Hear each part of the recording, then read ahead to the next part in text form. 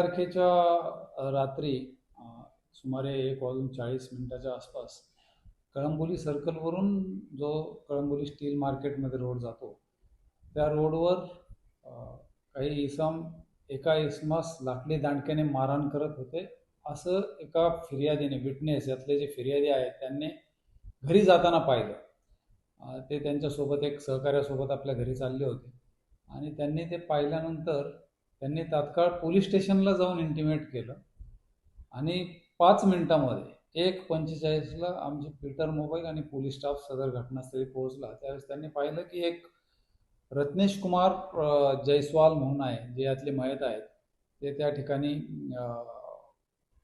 गंभीर जखमी अवस्थेत पडलेले होते। त्यांना तात्काळ हॉस्पिटलला हलविण्यात आलं, परंतु डॉक्टरांनी त्यांना तिथं मृत घोषित केलं आणि त्यामुळं हे ज्यांनी इन्फॉर्मेशन दिली होती त्यांची फिर्याद घेऊन खुनाचा गुन्हा कळंबोली पोलीस स्टेशनला दाखल करण्यात आला होता।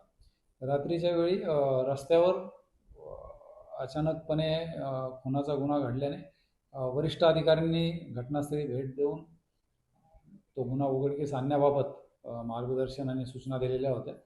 आमचे क्राईम ब्रांचचे देखील युनिट 3चे सिनियर पी.आय. काळदाते आणि त्यांचे सर्व सहकारी रात्रीपासूनच त्या खुनाच्या गुन्ह्याच्या तपासामध्ये समांतर तपासामध्ये व्यस्त होते। घटना अशी आहे की हे जे घटनास्थळ आहे त्या ठिकाणी 2 इसम आणि काही तृतीयपंथी यांच्यामध्ये काही वाद सुरू होता आणि ते भांडू नका हे सांगण्यासाठी जे मयत आणि त्यांचे सोबत जे तिथं होते त्यांचा तिथं ठेला आहे, खानावळ आहे रस्त्याला, जिथं ट्रक ड्रायव्हर्स वगैरे जेवण करतात, ते त्या ठिकाणी होते। ते भांडू नका हे सांगण्यासाठी गेले, त्याच्यावरून वाद वाढत गेला आणि आरोपींनी तिथं पडलेले जे लाकडी दांडके ते उचलून त्याने मारायला सुरुवात केली आणि त्यामुळे या फिर्यादीचा त्याच्यामध्ये मृत्यू झाला।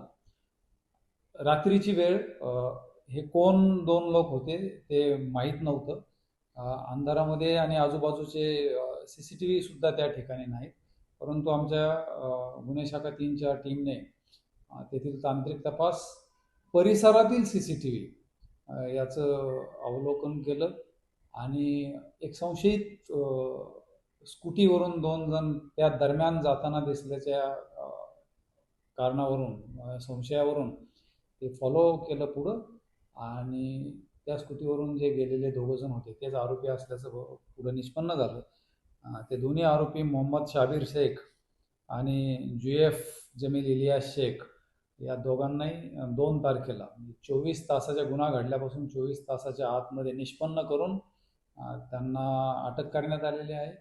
त्यांची मान्य न्यायालयाने 8 तारखेपर्यंत पोलीस कस्टडी रिमांड दिलेली आहे आणि पुढील तपास कळंबोली पोलीस स्टेशन करीत आहे। अँटीसिडेंट्स त्यांचं प्रथमदर्शनी चेक केलं तर नाही येतं आणि तात्कालिक वादावरून, अचानक झालेल्या वादातून ही हत्या झालेली आहे।